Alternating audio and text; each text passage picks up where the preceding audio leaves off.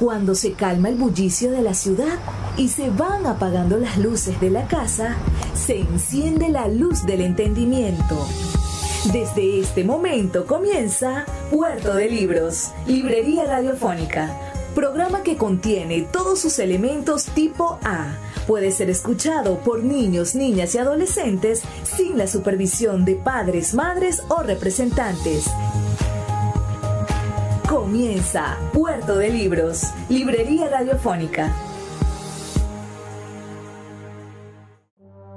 Este programa llega a ustedes con el apoyo de Puerto de Libros, librería de autor. Consulta todas nuestras ofertas en nuestras redes sociales @Puerto de Libros. Sultana del Lago Editores, empresa zuliana de servicios editoriales. Conviértete en autor. Contáctalos en su página web sultanadelago.com.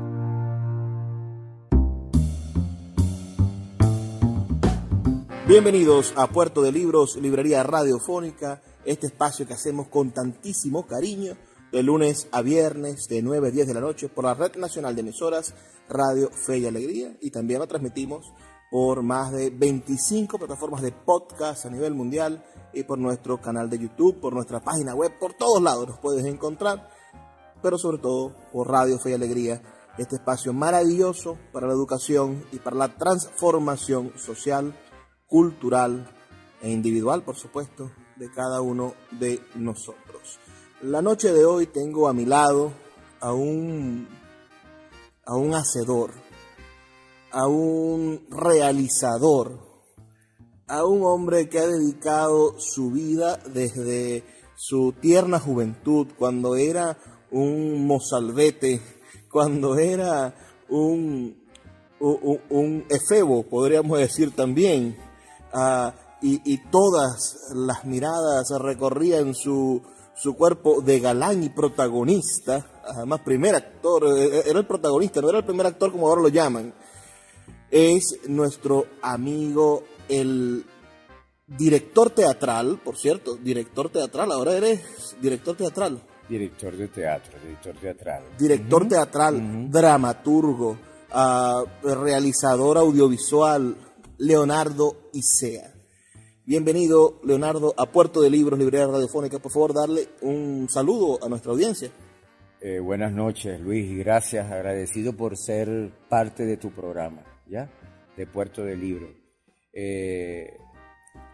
Importante, sobre todo, estar primero aquí presente para lograr comunicarme con los radioescuchas y acompañarte en esta tertulia amena que vamos a tener, partiendo de aquello que dijiste de efebo.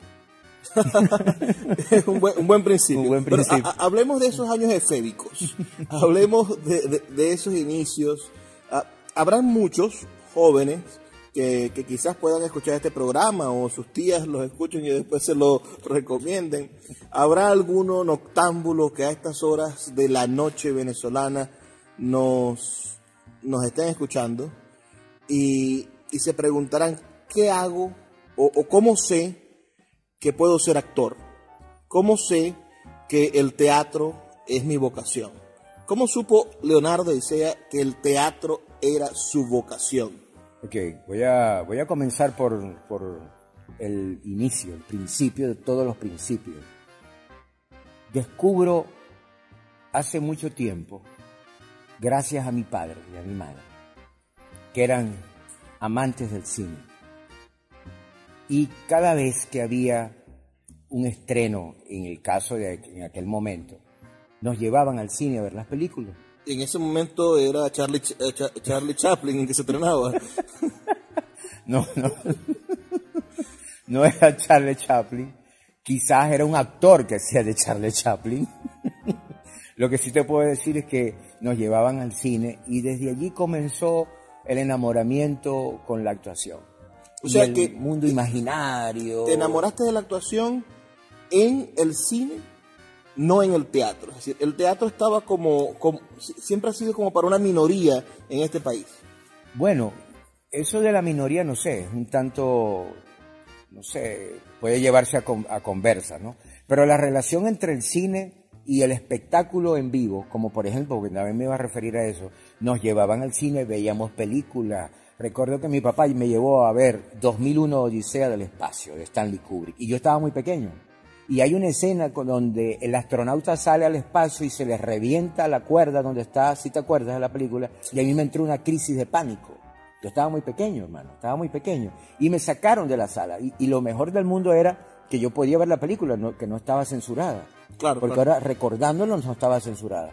Pero cuando habían espectáculos aquí en vivo, circos, por ejemplo, el gran circo Tiani, que lo vi, que estaba ahí en Bellavista, donde estaba Centrolandia. Yo lo vi cuando volvió por segunda vez 30 o 20 años después. Exacto, yo también fui. Pero la primera vez que fui, presentaron unos payasos exquisitos con un trabajo multimedia. Eran 2 payasos en un carrito que siempre estaba unido a un eje, pero era un viaje de locura con los payasos y detrás una proyección. Me parecía extraordinario, además de los trucos, de trucos de magia de Tiani.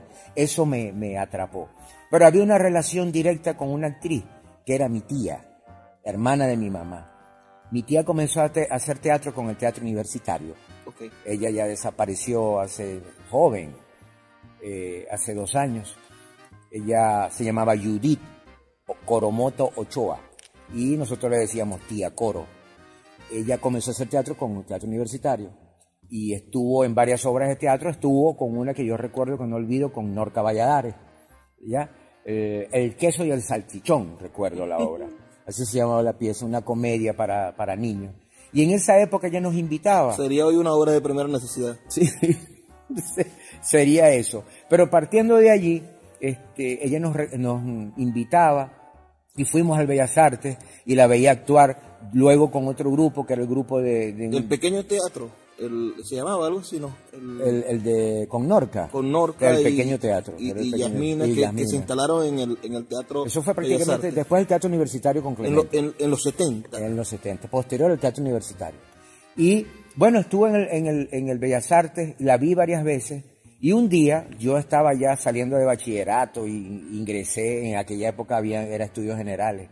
Ella me animó y yo me inscribí en la escuela de teatro. En la escuela de teatro Inés Laredo. Inés Laredo. Yo soy egresado de la escuela de teatro Inés Laredo. Egresé en el año 84, donde viví experiencias extraordinarias con mi maestra Maruja Fernández, que fue actriz del Galpón del Uruguay. Y allí conocí a Fernando Perdomo, también fue mi maestro en técnica de actuación.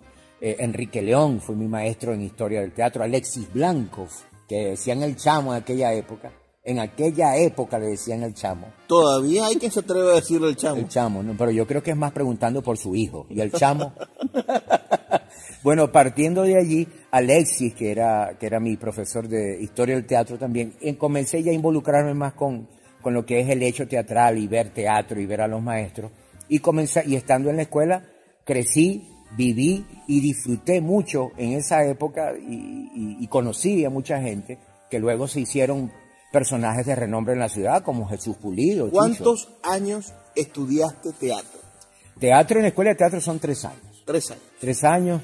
Y después de que se hace un montaje final, después del montaje y de los aplausos, ¿te sentiste actor?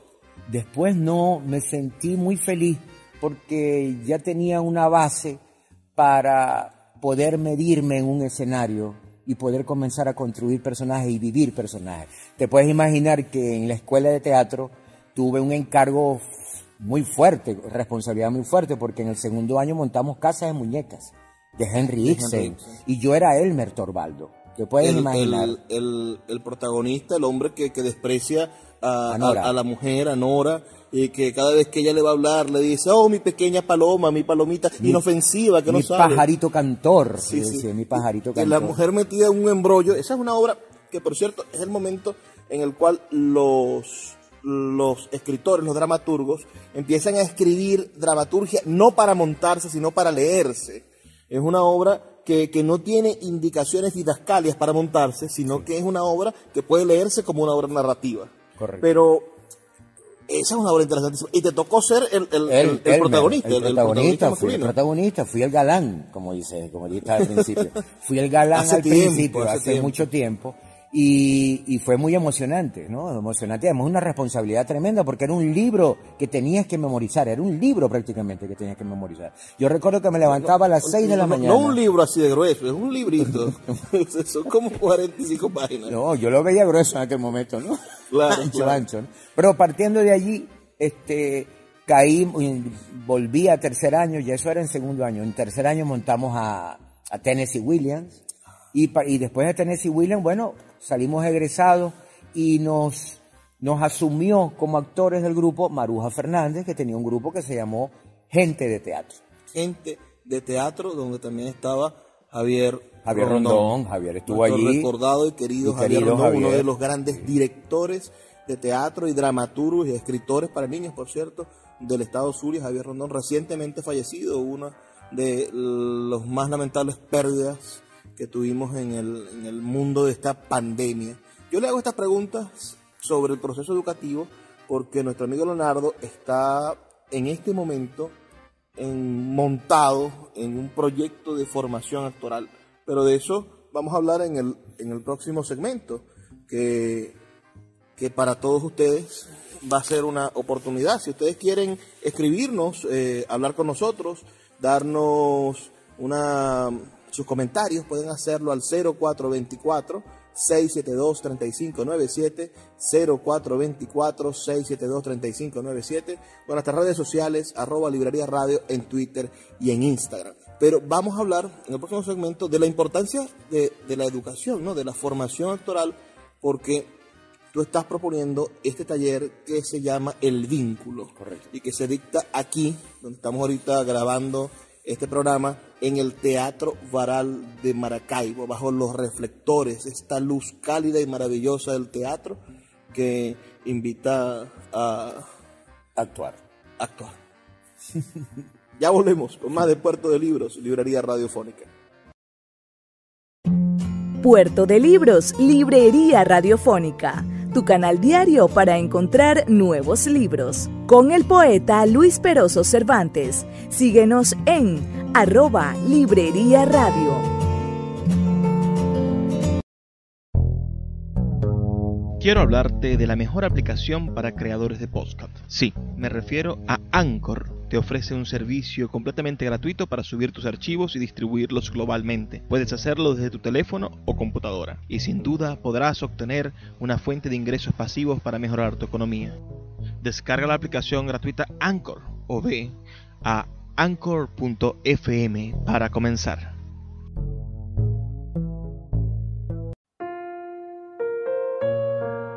Puerto de Libros, Librería de Autor, es la librería que estás buscando. El espacio donde todos los lectores se sienten en un puerto seguro, en un lugar donde encontrar lo que siempre han querido leer, donde los libreros de verdad han leído libros y sobre todo donde tendremos la oportunidad de conseguir esa lectura que espera por ti. Estamos en el Teatro Varal de Maracaibo y próximamente abriremos de nuevo nuestra sede en la Vereda del Lago. Pero puedes adquirir libros en todo el país a través de nuestra página web www.puertodelibros.com.be o nuestra cuenta de Instagram @Puerto de Libros. Puerto de Libros, Librería de Autor, la librería que estás buscando. El poeta Luis Peroso Cervantes le acompaña en Puerto de Libros, Librería Radiofónica, por Radio Fe y Alegría, con todas las voces.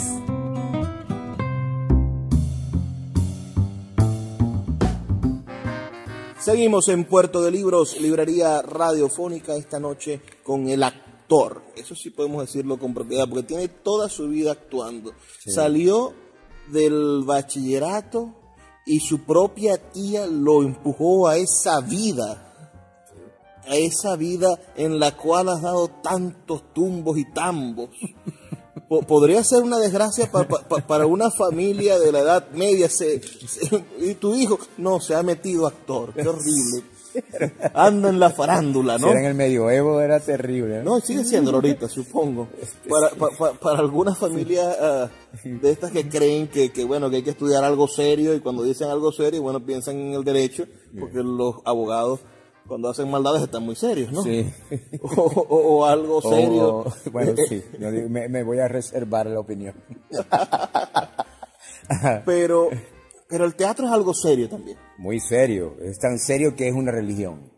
Y es difícil a veces comportarse serio en el teatro, porque es que yo pienso en las emociones. ¿Cómo tú logras transmitir dentro del personaje una emoción diferente a la que tienes? Bueno, eso es a través de, como decían los actores, a través de la tabla, del oficio. El oficio se transforma o te convierte en un instrumento. Ese instrumento tiene unas particularidades. Una de esas es la emoción o las emociones. Me quedo con una palabra para preguntarte después, que es el actor entonces como instrumento. Como instrumento. Pero me gustaría que habláramos de los benditos y muy mencionados métodos de actuación. Es decir, regularmente los que nos empezamos a meter en esto de una obra de teatro que asistimos una vez, viene alguien que tiene cara de que ha ido a muchas obras de teatro y dice, no, él es un actor de método. Ajá, y entonces uno se pregunta como que qué tipo de método será, cuáles son los métodos. Entonces, yo quisiera que le explicaras, que tradujeras para esta amplia audiencia, para nuestros amigos de Tucupitas que nos escuchan con cariño, los amigos del Nula, los amigos de Guasgualito. Estamos en 23 emisoras en todo el país. Okay. Que nos traduzcas, amigo, cuáles son estos métodos de actuación. Y como métodos, siendo métodos, bueno, hay que estudiarlos. Claro, hay varios métodos, ¿verdad? Particularmente, o mejor dicho, vamos a hablar está el método de Bertolt Brecht, el maestro Bertolt Brecht, está el Meyerhold. ¿Ya? Pero cuando nos referimos al método, hay una historia que contar, una historia que tiene que ver sobre dos personas. La primera persona, que se llama Konstantin Stanislavski, que fue, vamos a decir, el precursor, por decirlo, llamarlo de alguna forma, el iniciador en comenzar a plantear de que el hombre puede actuar, en este caso el actor puede actuar a través de sus emociones, ¿ok? Planteándose momentos vividos por ese mismo actor, llevarlos a la escena, recordarlos y que se vean, o sea, inspirarlos, o demostrarlos, enseñarlos a través de un personaje. Esa sería prácticamente la explicación. Pero resulta que en ese piensa en algo triste y llora. Bueno, no, por ahí. O es mucho más profundo. Bueno, puede ser que de pronto tenga una emoción diferente y le provoque el llanto. O sea, por ahí es que viene eso, ¿no? Es una exploración, una autoexploración, si podríamos decir, un autoexamen psicológico, psíquico, de la búsqueda de cómo despertar tus emociones. Sí. Con elementos que detonan estas emociones en ti. Correcto. Que el espectador no debe conocer, no tiene por qué conocerlas. Ni se imagina. Pero son, y vuelvo otra vez a tu palabra, son elementos que te sirven para que tu instrumento, cuerpo, tu instrumento actor, sirva, funcione para cumplir con lo que se le está pidiendo. Correcto. Hay actores a los que se refieren, hay historias o anécdotas de actores que trabajando esta técnica se les llama el síndrome postraumático, o sea que no se deshacen, no terminan de tener esa vinculación con esa emoción y quizás se vaya repitiendo constantemente, en otros personajes. Entonces lo llaman el síndrome postraumático, no te ha salido del personaje, todavía está haciendo tal personaje, todavía lo refleja en tal personaje. ¿Okay? Y puede ser que hasta un personaje se convierta en su día a día, ¿no? Puede ser que se transforme, se convierta, sea otro personaje. Él sea otro personaje siempre, ese otro del día a día. ¿Ok? Ahora, vino un señor que se llamaba Lee Strasberg, conoció al señor Stanislavski, viajó para allá, vivió esa experiencia y tuvo la gran idea de traerlo a la América. Y cuando lo trajo a la América, tuvo la maravillosa idea de hacer un buen negocio. El buen negocio era decir, estuve con Stanislavski, yo aprendí esto y yo se lo quiero enseñar. Capitalismo. Capitalismo. Entonces ese capitalismo que llegó, pero con esa intención, vamos a decir así, la intención de que en este caso estos instrumentos que eran los actores conocieran el método a través de eso que él había aprendido, llegó y comenzó a popularizarlo, pero esa popularidad se convertía también, o mejor dicho, las recibían eran las grandes estrellas, no cualquiera tenía el privilegio de. Entonces hubo actores como por ejemplo Marlon Brando, que fue actor del método, ¿ok? Marilyn Monroe, que hay cantidad de anécdotas sobre Marilyn Monroe y la relación con Lee Strasberg y la esposa de Lee Strasberg. Así que se marcó... Esa es la famosa academia...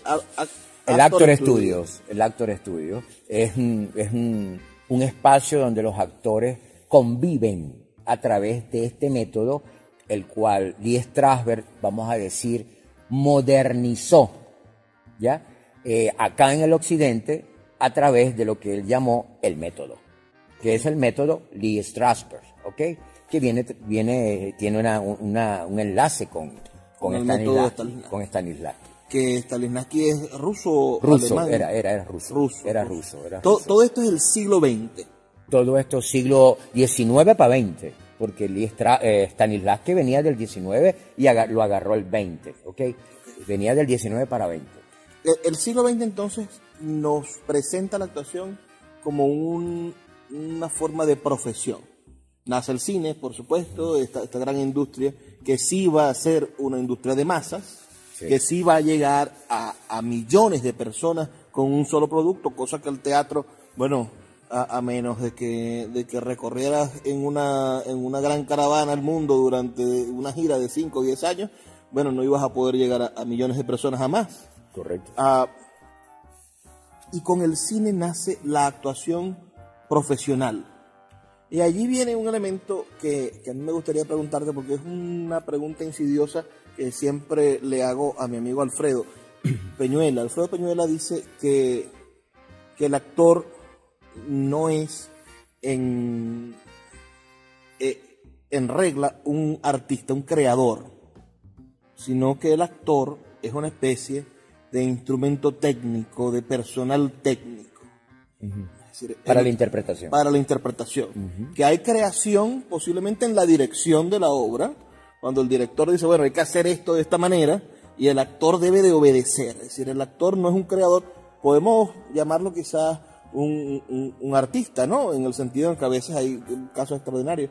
Pero, ¿tú crees que hay una génesis en el actor? ¿Que hay algo? ¿O podrías estar de acuerdo con eso de que el actor es un instrumento de un demiurgo que es el director? Yo creo que el actor es un instrumento creador.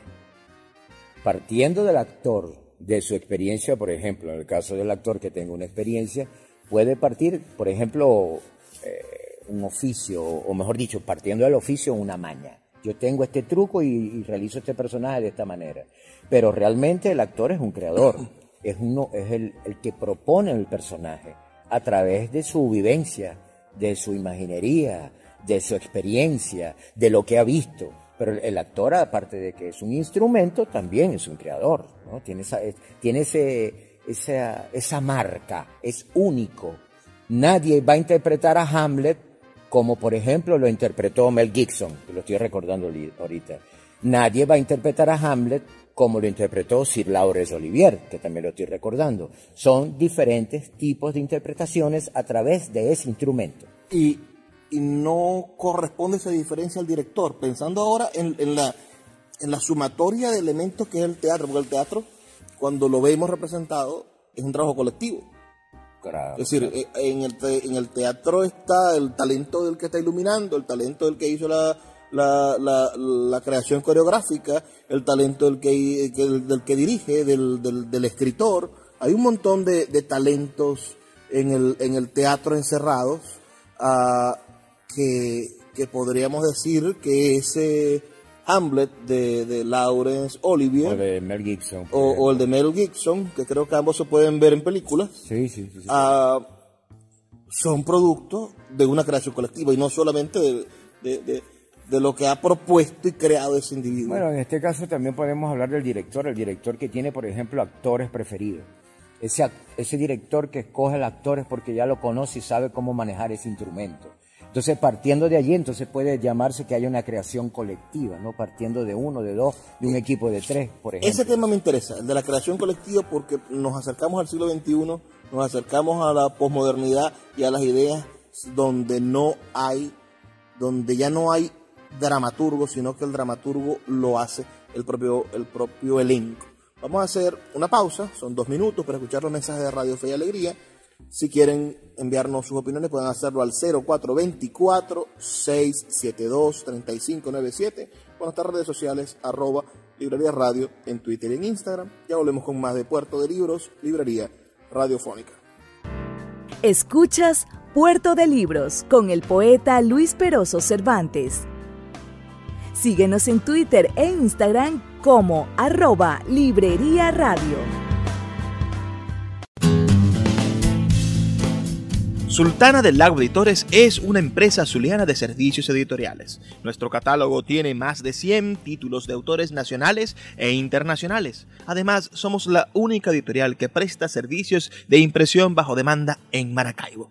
No necesitas invertir en grandes tirajes. Tus lectores pedirán tu libro, nosotros lo imprimiremos y tú obtendrás regalías. Por ello, también editamos internacionalmente en Amazon y Google Play Books. Conoce más en nuestra nueva página web www.sultanadelago.com o siguiéndonos en Instagram como @sultanadelago.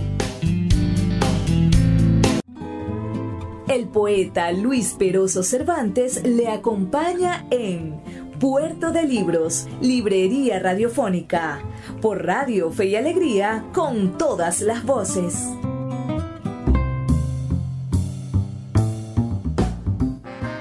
Seguimos en Puerto de Libros, Librería Radiofónica, esta noche con un hombre polifacético.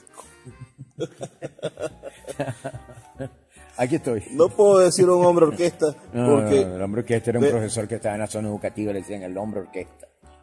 Pero sí canta, chico. Hace unos 6 meses, como 4 meses.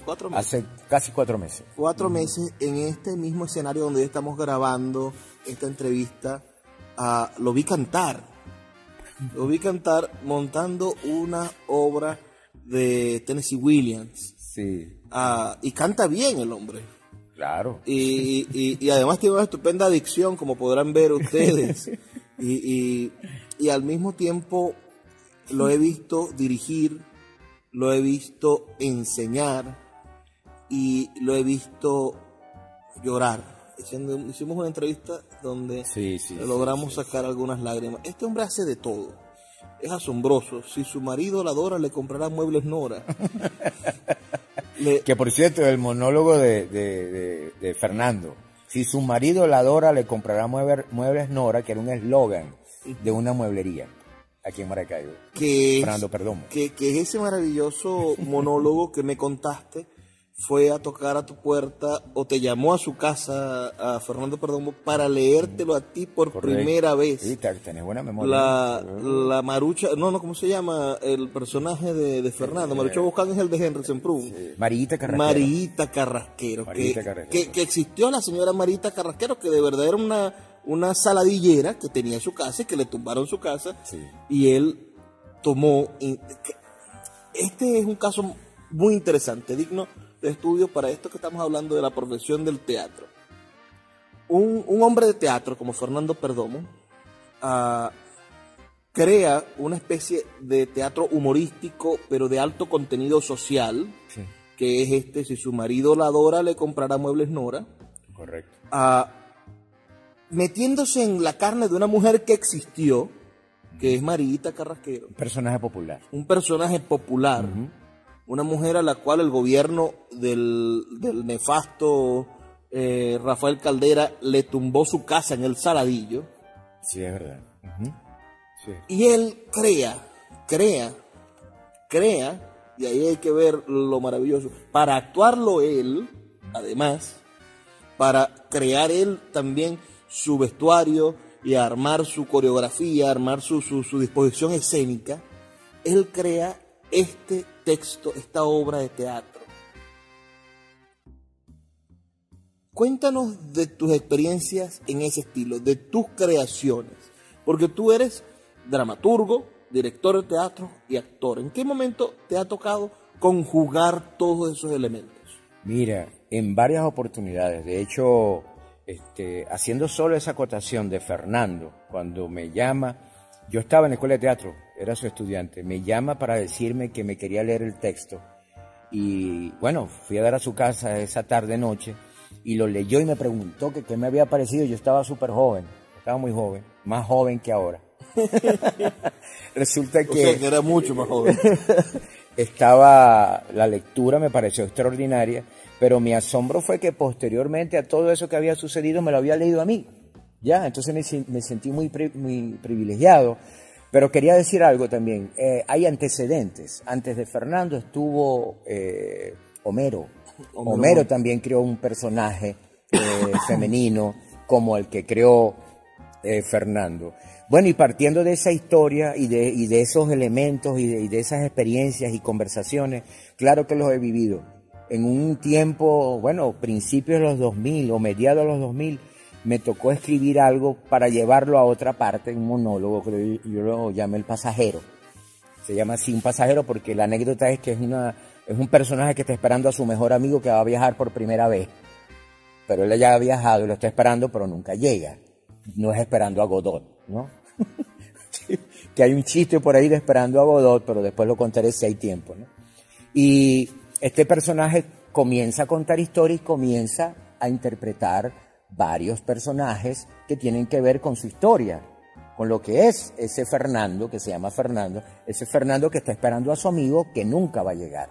Claro que me ha tocado, claro que ha sido de mucha responsabilidad, porque aparte de eso, uno tiene que mantener también ese hilo conductor partiendo hasta de la misma improvisación, porque el público, como siempre en la mayoría de las veces este tipo de personajes, sobre todo el monólogo, el que yo hacía, o si es humorístico, es decir, bueno, lleno de humor. Cuando te consigues y sobre todo en Maracaibo, es muy difícil hacer humor en Maracaibo porque, y lo han dicho muchos humoristas, porque cualquiera te repica y es más chistoso que tú y te roba el show. Sí, es cierto, es cierto. Es más, hace unos días estaba haciendo algo invitado por un gran amigo, por Izaguirre, estaba haciendo un personaje e inmediatamente entró gente a hablar sobre mi texto y tuve que seguirlo. De hecho, hay un video por ahí referido a eso que ahorita que estás hablando, ¿no? Pero es importante porque allí además uno comienza a ser más consciente de lo que estás haciendo, más responsable, pero lo otro que es importantísimo es no perder el personaje, muchachos,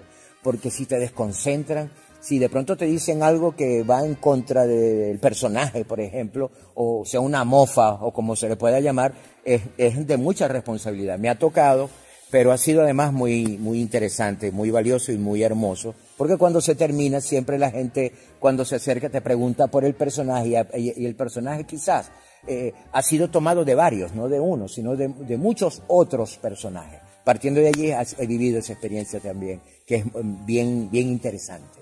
Sobre todo como instrumento, como te lo dije. Te amenacé antes de la conversación y voy a cumplirlo. Háblame de tu periodo revolucionario.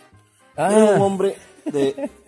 Ahora pareciera que los hombres de izquierda, bueno, hay poco porque no es muy bonito recordar en este momento de esta Venezuela que se tiene un pensamiento social diferente al de las hegemonías, o que en algún momento aquellos que han pensado que bueno, que la acumulación del capital, etcétera, nos han han perturbado y han convertido al ser humano en un ser consumista.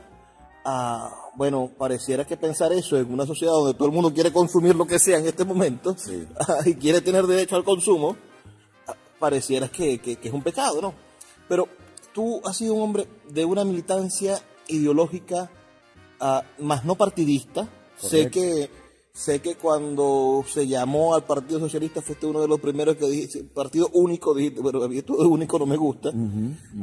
Pero habla un poco de esa experiencia y de cómo te has ido reencontrando con el teatro.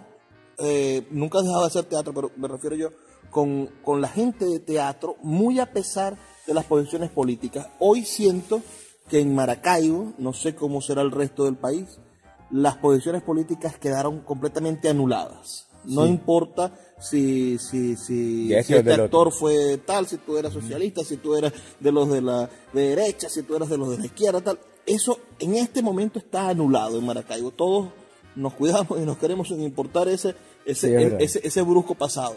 Sí, pero me gustaría saber tu experiencia en esa transición hasta llegar a la Maracaibo de hoy, donde está esta especie de armonía que ojalá dure mucho tiempo.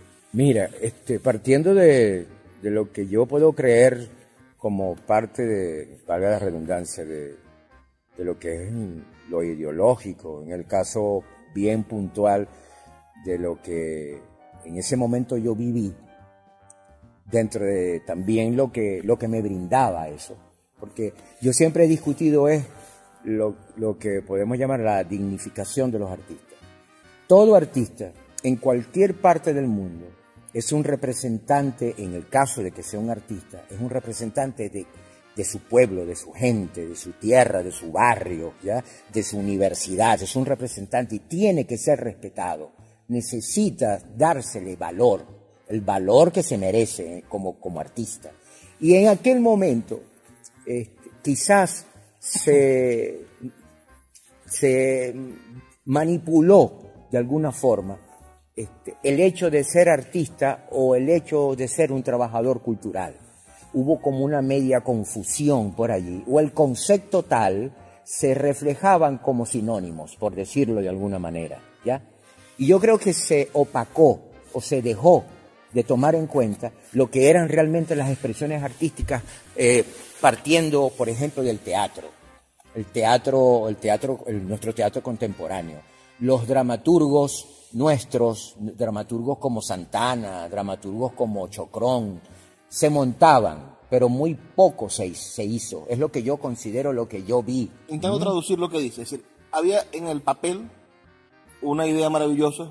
Lo mismo pasó con los pueblos indígenas. Es decir, en el papel la cosa es maravillosa, pero en la realidad la idea de hacer una dramaturgia nacional y de revalorizar lo nuestro realmente se fumó.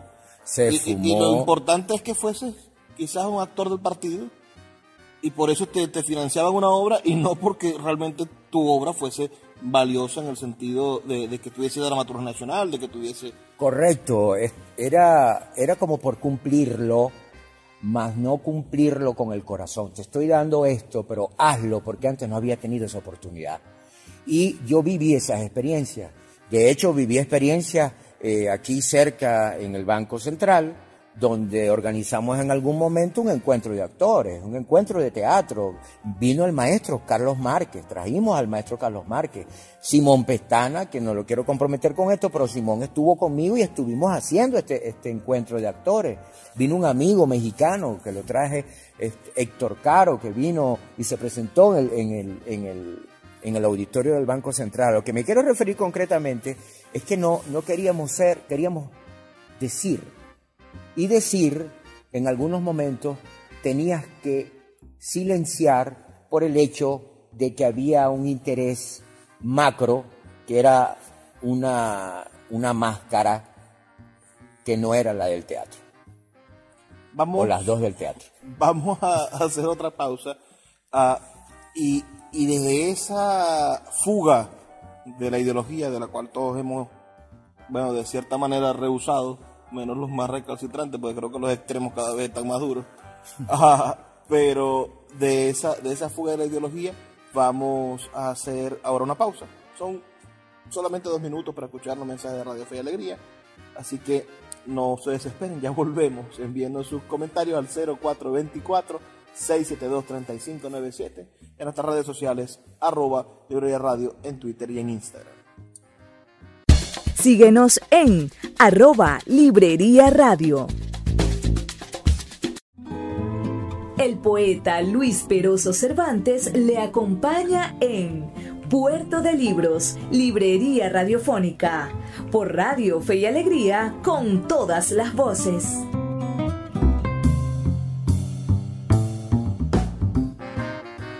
Seguimos en Puerto de Libros, librería radiofónica, esta noche con el gran Leonardo Isea, actor de esta ciudad y director de Baral Teatro. No confúndase con director del Teatro Baral, que son dos cosas diferentes.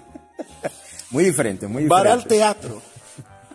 Mira, Leonardo, hablamos un poco de los años convulsos, 2005, 2006, 2007, hasta el 2010, 2012. Después agarras, imagino yo, como una especie de autoexilio de todas las cosas que a uno lo cansan, ¿no? Sí. Y huyendo a que te nombraran jefe de plataformas de tal cosa. Sí, sí. Agarraste una labor que a mí me parece hermosa, que fue la jefatura de teatro de la zona educativa. Sí. Es decir, ser el encargado de intentar, porque bueno, también es el gran intento. Nunca, ojalá que algún día se pueda, pero nunca hemos logrado llegar con teatro a todas las escuelas.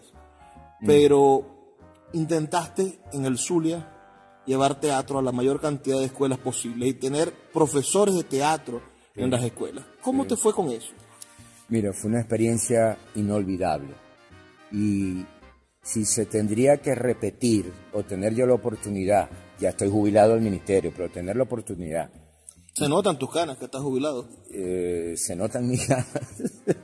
Bueno, no tanto las ganas, sino que uno necesita también reposo, ¿verdad? Y necesita también disfrutar de otras cosas, ¿ya? En este caso estoy disfrutando de lo que me gusta también, que es el teatro, ¿ok?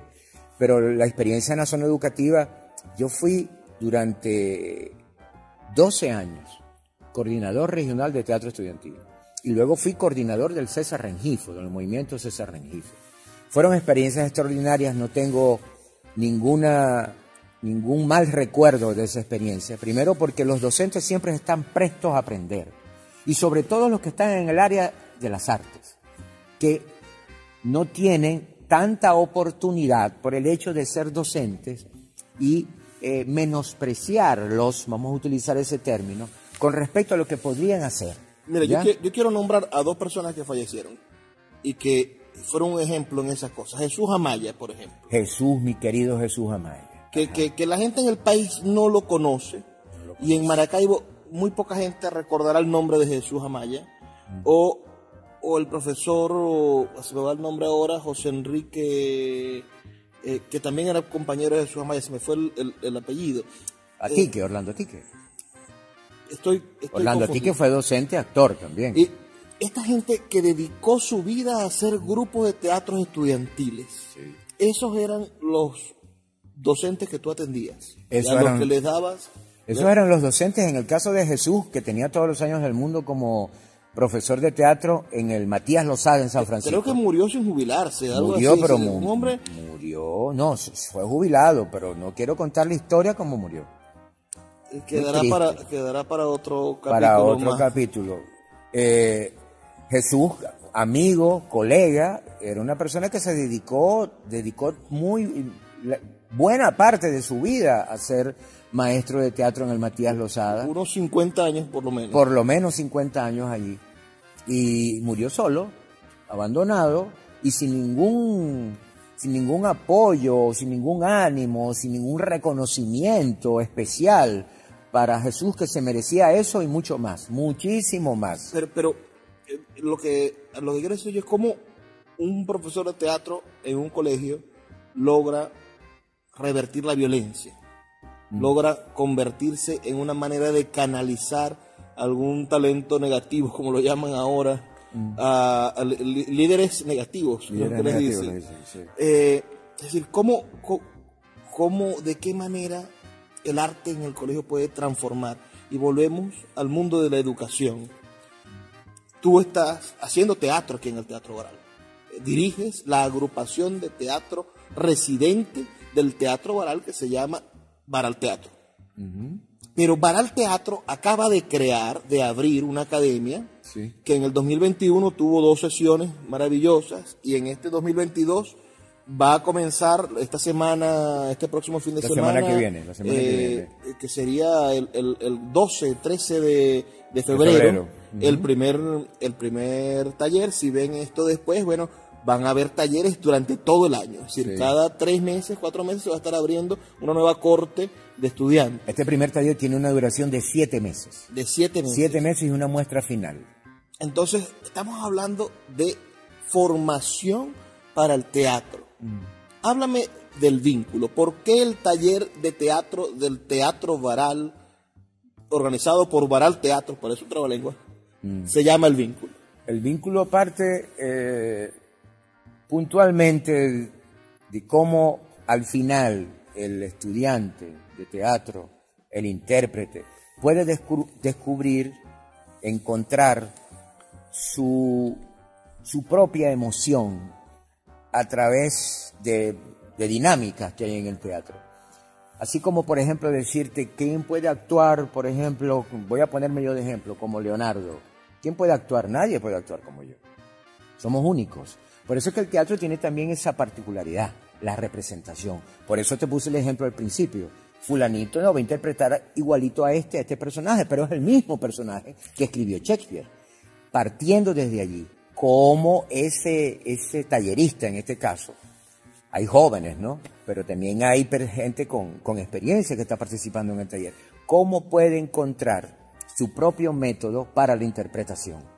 ¿Cómo puedo yo descubrir en mí esa herramienta para yo interpretar este personaje? ¿Cómo puedo yo descubrir conmigo mismo el gesto que en este caso puede comunicar a través de mi personaje, que es X personaje, y puedo demostrar que el gesto es el propio, es mío, pero es del actor, pero que también es manejado por otros métodos? Pero es mi propio método el que se ve, el que se muestra. Sí me estoy explicando. Sí. Yo puedo estar en la escuela, el actor estudio, y yo interpreto y veo y adquiero todas esas enseñanzas, pero al final es Leonardo el que está interpretando. Y el que se va a poner debajo del reflector. El que se va a poner debajo del reflector, pero el que va a interpretar ese personaje. En la literatura, la búsqueda de ese lenguaje propio, que en el caso del actor sería un lenguaje corporal y actoral, no el lenguaje de lo que está diciendo, lo llamamos la búsqueda no de la originalidad, sino de la autenticidad. De lo auténtico. Es decir, cómo yo logro ser auténtico en lo que estoy diciendo, podría emular en teatro cómo yo logro ser auténtico en lo que estoy haciendo, en lo que estoy representando, para que también signifique un poco de mí. Eso entonces tiene que ver con eso, puntualmente tiene que ver con eso. ¿Cómo logro yo llegar a ser original? ¿Cuánto cuesta hacer este taller? 7 meses de formación. 7 meses Sí, bueno. Bueno, hay una inscripción. La inscripción tiene un costo de $20 y tiene una mensualidad de $20, ya por 7 meses. Tiene una aprobación, en este caso tiene certificación de la Compañía Nacional de Teatro, tiene una certificación del Ministerio de Educación y tiene una certificación de Varal Teatro. Yo siempre pongo esto en los términos más pueriles. Piensen lo que cuestan las cajas de cigarros o las cajas de cerveza.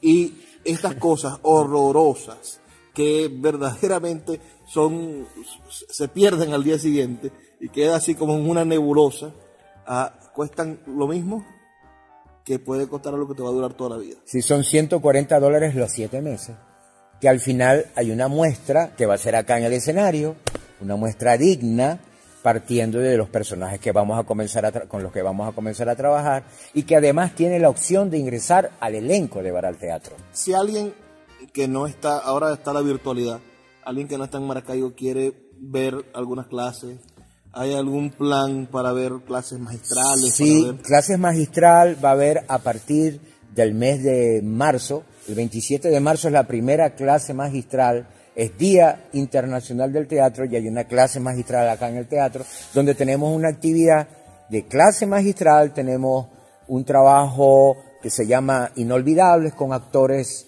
que están representando otros actores, otros personajes internacionales como por ejemplo Liza Minnelli.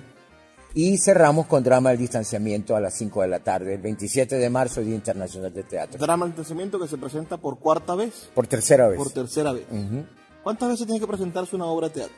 Todas las que pueda. Mira, si la importancia de llamarse Ernesto estuvo en una época 20 años presentándose, Drama del Distanciamiento le faltan todavía como 19 años, 5 meses. Por lo menos. Mira, sigamos enrollando este estambre y pensemos en la función que está haciendo Varal Teatro. Esta misión que te ha tocado de fundar una compañía residente en el teatro más antiguo del occidente del país. Ahí te voy a responder a lo maracucho. Mira, Jesús, esto ha sido duro.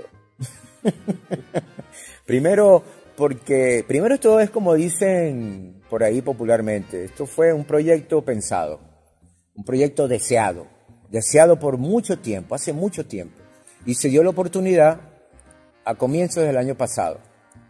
Y ahora estando en él, o sea, activos en él, acostados porque estamos en situación difícil país, ¿verdad? Pero lo bueno, el resultado, voy a hablar de lo negativo. Lo positivo es que han habido estudiantes, que los estudiantes continúan, que los del primer taller continúan, ahora son elenco de Varal Teatro y estrenamos Dios mediante en el mes de julio la comedia de las equivocaciones de William Shakespeare y César Chirino, 30 años después de haberlo estrenado en la Casa del Artista en Caracas. Entonces ellos están felices, comenzamos con ellos también la semana que viene, nuevamente las lecturas, y lo importante es que ya estamos aquí. Y que ya estamos. Y de aquí nadie nos saca. Y de aquí no nos va a sacar nadie. Eso parece lo que dice la señora cuando el reportero le dice: señores, de aquí no nos va a sacar nadie. Lo que te puedo decir es que estamos trabajando duro y amamos lo que estamos haciendo y dispuestos a recibir al público que quiera hacer los talleres y ver nuestros trabajos. Ha sido un enorme placer conversar contigo, amigo Leonardo. Hay una entrevista pendiente en un proyecto audiovisual que tenemos, que es la historia del teatro, la historia hablada del teatro zuliano. Muy pronto saldrá tu historia, tu parte de la historia. Okay. Allí lo podrán ver llorar, no vamos a perder esa captura, esa imagen, entre todas las cosas que hace. Y gracias a los que... Porque yo hago llorar también. Sí. Pregúntale a tus hijas. No a mis hijas, al público. Y al público también. Al público. O sea, a mis hijas, ¿por qué? Es ¿Por qué a mis hijas? ¿Por qué a mis hijas? Bueno, los padres siempre a veces hacen llorar a los hijos, mis ¿no? hijas lloran, pero de felicidad. Cada vez que hablamos es una felicidad. Y cuando nos vemos es la felicidad. Maravilloso. Y mis nietas, tengo 2 nietas. Viste, abuelito. Nos vamos. Este es un gran amigo mío y por eso estamos tan felices y tenemos esta química. Les invito a todos a que nos envíen sus comentarios al 0424-672-3597. Hay entradas para Drama del Distanciamiento. Para esas 3 actividades el 27 de marzo tienen un precio. Ya, estamos a la orden. ¿Dónde los siguen? ¿Cuáles son las redes sociales? Varal Teatro y Leonardicea 197. Leonardicea 197 y Varal Teatro. Bueno, esas son las redes sociales. Y me queda solamente recordarles a ustedes que estamos aquí de lunes a viernes, de 9 a 10 de la noche, por la Red Nacional de Emisoras Radio Fe y Alegría. Trabajo para ustedes Luis Pérez Cervantes. Por favor, sean felices, lean poesía.